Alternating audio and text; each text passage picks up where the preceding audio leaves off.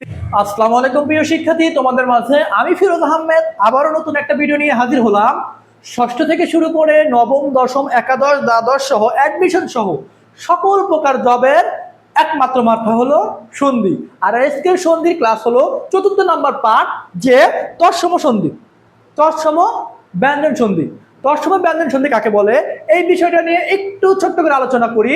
যে স্বরে ব্যঞ্জনে, ব্যঞ্জনে স্বরে, ব্যঞ্জনে ব্যঞ্জনে যে সন্ধি, যে ব্যঞ্জন সন্ধি হয় তাকেই ব্যঞ্জনে যে সন্ধি হয় তাকেই ব্যঞ্জন সন্ধি বলে। এবং এদিক থেকে ব্যঞ্জন সন্ধিকে কয় ভাগে ভাগ করা যায়? 3 ভাগে ভাগ করা যায়। দেখো আমরা এই সন্ধিকে কয় ভাগে ভাগ করতে পারতেছি? 3 ভাগে। দেখো 1 নম্বর রিজনটা হলো যে ব্যঞ্জন ধ্বনি, স্বর ধ্বনি, ব্যঞ্জন ধ্বনি এবং স্বর ধ্বনি। আর একটা হলো স্বর ধ্বনি ও ব্যঞ্জন ধ্বনি। আর একটা হলো ব্যঞ্জন ধ্বনি ও ব্যঞ্জন ধ্বনি। এই 3 ভাগে আমরা ভাগ করতে পারি। তো এই বিষয়টা নিয়ে আমরা একটু সামান্য পরিমাণে কয়েকটা এমসিকিউ, যেটা খুবই গুরুত্বপূর্ণ, খুবই গুরুত্বপূর্ণ। 18, 19, 20, 21, 22, 23, 24 বলো, জাহাঙ্গীরনগর বিশ্ববিদ্যালয় বলো, ইনস্টিটিউট বলো, যে কোনো বিশ্ববিদ্যালয় বলো, আমরা এই এমসিকিউ গুলা পেয়েছি এবং এই উত্তরগুলো আমরা করতে পারি কিনা এইটা একটু খেয়াল করো। যেমন দেখো 1 নম্বর এমসিকিউ হলো আকৃষ্ট এর সন্ধি বিচ্ছেদ কি? 1 নম্বর সন্ধি হলো আকৃষ্ট। আকৃষ্ট এর সন্ধি বিচ্ছেদ কোনটি? আকৃষ্ট এর সন্ধি বিচ্ছেদ কোনটি? 1 নম্বর আকৃষ্ট যোগ ত, আকৃষ্ট যোগ ট, আকৃ যোগ ইষ্ঠ, আকৃ আখ যোগ ইষ্ঠ। এখন আমাদের সন্ধিটা কোনটা হবে? আমাদের সন্ধিটা হবে ক নম্বর আকৃষ্ট যোগ তো। এবং 2 নম্বর সন্ধিটা আমরা ফলো করি। যে 2 নম্বর সন্ধিটা আমরা যদি ফলো করি তাহলে দেখো যে আর যোগ না, আর যোগ না এর সন্ধি বিচ্ছেদ কোনটি হবে? আর যোগ না এর সন্ধি জাত শব্দ হলো আন্না। এর আর যোগ না, আর যোগ না এর সন্ধি জাত শব্দ হলো আন্না। এইখানে সন্ধিটা কি হবে? সন্ধিটা কি হবে দেখো, সন্ধিটা কি হবে? আমি শুরুতে একটু ভুল বলেছি, তারপর আমি আবার বলতেছি যে আর যোগ না এর সন্ধিজাত শব্দ কি হলো আন্না হবে। এটা 1 নম্বর হবে, বুঝছো? এটা 1 নম্বর হবে। যেমন আন্না যোগ, আন্না যোগ মূর্ধন্য, আর একটা হলো দন্তান্ন। এটা রিজনটা ভালো করে বুঝে নিবা। আর একটা হলো আন্না। এখানে কোনটা হবে? আমাদের এইখানে হবে, যেমন দেখো আর যোগ না, এখানে আর না হবে। এখানে কি হবে? আর না হবে। 2 নম্বর সন্ধি বিচ্ছেদটা দেখো। 3 নম্বরটা দেখো যে 3 নম্বরটা হলো খুদ, খুদ। এখানে যে সন্ধিটা হবে খুদ যোগ নিবৃত্তি, খুদ যোগ নিবৃত্তি এর সন্ধিজাত শব্দ হলো খুদ যোগ নিবৃত্তি। এর সন্ধিজাত শব্দ কি? খুদি যোগ বৃত্ত, খুদি যোগ বৃত্ত, খুন্ডি যোগ বৃত্ত, খুদ যোগ বৃত্তি, না খুদ যোগ নিবৃত্তি। এখানে সন্ধি হলো যে খুদ যোগ খুন্নি যোগ, খুন্নি যোগ বৃত্তি। 1 নম্বর। এখানে 2 নম্বরটা হবে খুদি যোগ নিবৃত্তি। তো এখন এইভাবে আমরা 4 নম্বরটা সন্ধি যদি আমরা কভার করি, দেখো কর্ম শব্দের কর্ম, কর্ম এর কর্ম শব্দের সঠিক সন্ধি বিচ্ছেদ কোনটি? কর্ম শব্দের সঠিক সন্ধি বিচ্ছেদ কোনটি?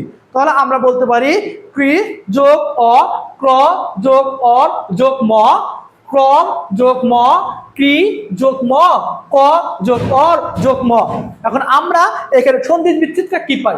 দেখো কর্ম, তাহলে কর ক্রি যোগ ম। এখানে আমরা সন্ধি বিচ্ছেদটা পাচ্ছি। 3 নম্বরটা রাইট অ্যান্সার। তো দেখো এইভাবে যদি আমরা পরবর্তী এমসিকিউটা যাই, আমরা এই এমসিকিউটা আমি যতই জানি, যতই পারি, তোমাদের এটা উত্তর করতে হবে। সেটা কিসের মাধ্যমে? অবশ্যই কমেন্টের মাধ্যমে। দেখো বার্তায়ন এর সন্ধি বিচ্ছেদ কোনটি? তাহলে আমরা সন্ধি বিচ্ছেদ কোনটা পাই? বাং যোগ ময়, বাঘ যোগ ময়, বাঘ যোগ ময়, বাঘ যোগ ময়। এখানে কোনটা সন্ধি বিচ্ছেদ হয়? 1 নম্বর, 2 নম্বর, 3 নম্বর, 4 নম্বর। এখানে দেখো, এখানে বা তয়ময় যুক্ত, তয়ময় যুক্ত অন্তুস্থ, তাহলে এখানে এই যে 2 নম্বরটা হবে বাঘ যোগ ময়। দেখো এখন আমরা যদি একটু, যেহেতু এটা আমরা শুরুতে কিছু এমসিকিউ আমরা করে নিলাম, একটু দেখে নিলাম। এখন এর বিষয় বস্তুগুলা আলোচনা করি। এটা কিভাবে আসলো, কোত্থেকে আসলো, কিভাবে হলো, কোত্থেকে হলো, এই বিষয়গুলো একটু সামনের দিকে অগ্রসর হই। দেখো সামনের দিকে অগ্রসর হলে দেখো আমরা এই কয় ভাগে ভাগ করেছিলাম? 3 ভাগে ভাগ করেছিলাম। একটা হলো স্বরের সাথে ব্যঞ্জন, ব্যঞ্জনের সাথে স্বর, একটা হলো ব্যঞ্জনের সাথে ব্যঞ্জন। 1 নম্বরটা হলো যে ব্যঞ্জনের সাথে স্বরের সন্ধি, ব্যঞ্জনের সাথে স্বরের সন্ধি। এই বিষয়টা নিয়ে আমরা অগ্রসর হব। দেখো এই বিষয়টা নিয়ে যদি আমরা অগ্রসর হই তাহলে আমরা পাচ্ছি যে ব্যঞ্জন ধ্বনি আমরা কি পাচ্ছি? ব্যঞ্জন ধ্বনি স্বর ধ্বনির ক চ ট প এরপরে স্বর ধ্বনি থাকলে সেগুলো যথাক্রমে গ, ঝ, ড, র, ত এই ইত্যাদি হয়। পরবর্তীতে ওই স্বর ধ্বনিটি পূর্ববর্তী ব্যঞ্জন ধ্বনির সঙ্গে যুক্ত হয়। এখানে কথাটা হলো যে পূর্ববর্তী এবং পরবর্তী, এই বিষয়টা আমাদেরকে অবশ্যই মনে রাখতে হবে। দেখো সামনের দিকে আরো অগ্রসর হই। দেখো পরবর্তী যেমন ক যোগ অ, এখানে কি হচ্ছে? গ হচ্ছে। যেমন দিক যোগ অন্ত, এখানে এই শব্দটা কি হয়ে যাবে? উঠে যাবে, আর উঠে গিয়ে কি হবে? গ হবে। এবং এটা হলো পূর্ববর্তী, আর এটা হলো পূর্ববর্তী, এটা হলো পরবর্তী। এই দুটো শব্দ উঠে যাবে, উঠে গিয়ে কি হবে? এই গটা যুক্ত হবে। তাহলে দিক যোগ অন্ত, তাহলে দিগন্ত, দিক যোগ অন্ত, দিগন্ত। তার মানে আমি যদি এইখানে পূর্ববর্তী গ এবং পরবর্তী অ এইটা যদি উঠায় দেয় তাহলে দি গ অন্ত, তার মানে কি এখানে এখানে ছিল অন্ত, তার মানে কি পূর্ববর্তী এবং পরবর্তী এই শব্দটা কি যাচ্ছে? সরি, দিক।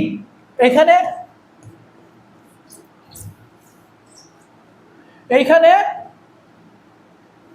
এই পূর্ববর্তী এবং পরবর্তী শব্দটা উঠে গিয়ে কি বসছে? গ বসছে। দেখো খুব সুন্দর যে পূর্ববর্তী এবং পরবর্তী উঠে গিয়ে গ বসছে, আর এই শব্দটা হলো দিগন্ত। কথা বুঝছো? এইভাবে এখন পরবর্তীটা দেখো চ যোগ অ, এখানে চ যোগ অ থেকে কি হচ্ছে? বর্গীয় জ বসছে। এখন এই পরবর্তী চ উঠে যাবে এবং এই পরবর্তী কি হয়ে যাবে? অ উঠে যাবে, আর এই দুটা উঠে গিয়ে কি হবে? বর্গীয় জ হবে। তার মানে কি জিনন্ত। দেখো ট এবং অ এই দুটা শব্দ উঠে গিয়ে কি হচ্ছে?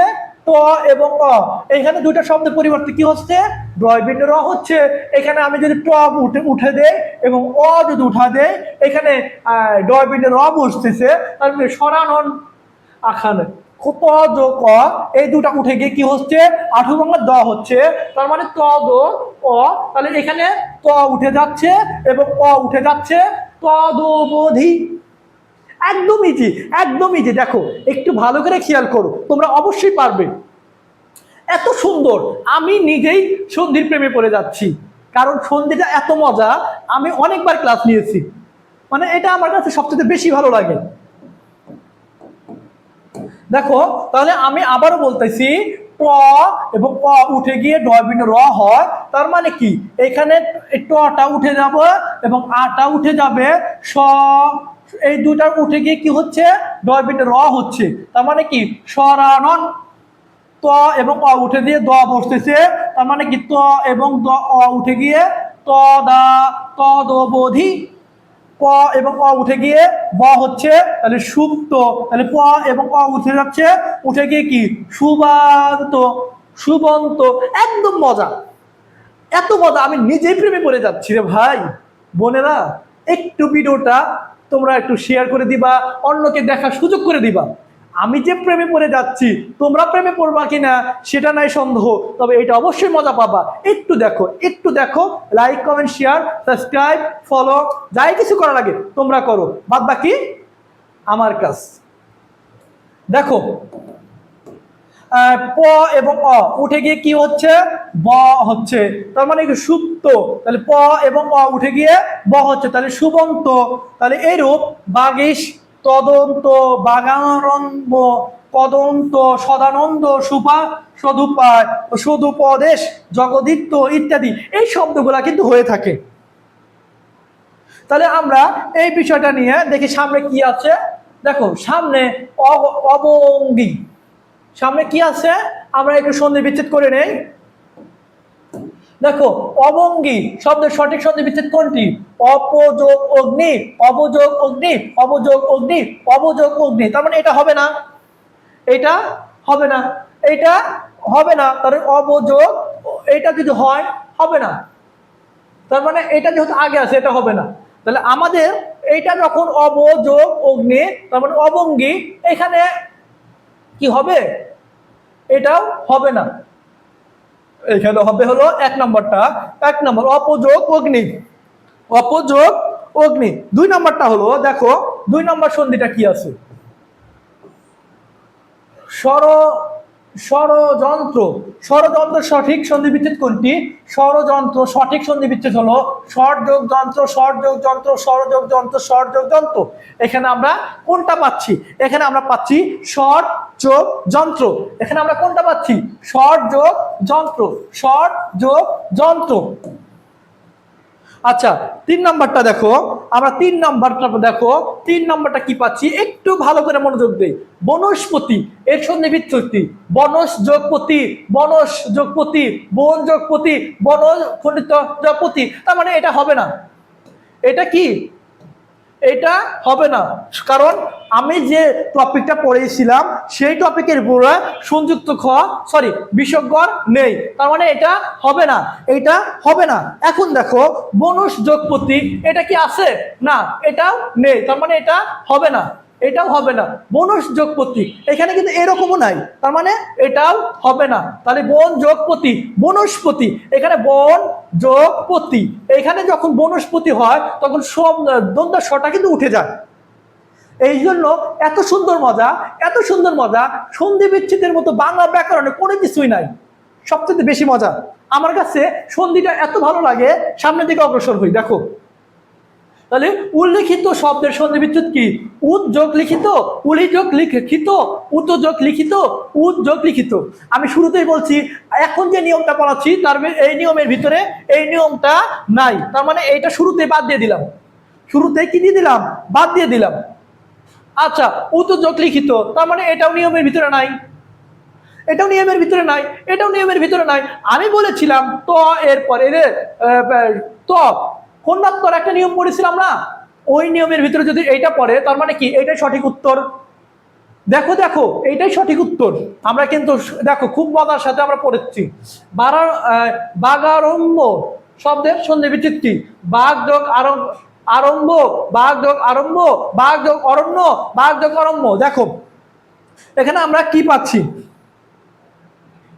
আমরা পাচ্ছি বাঘ যোগ আরম্ভ, এখানে এক নম্বরটা পাচ্ছি। এখানে কত নম্বর পাচ্ছি? এক নম্বরটা পাচ্ছি, বাঘ যোগ আরম্ভ। এখানে যে ব্যাখ্যাটা পড়েছিলাম সেই ব্যাখ্যার সাথে এটা মিল রেখে তোমরা ক্লিয়ার করো। সব বিষয় যে আমি বলে দেবো তাহলে তোমরা কি বললা?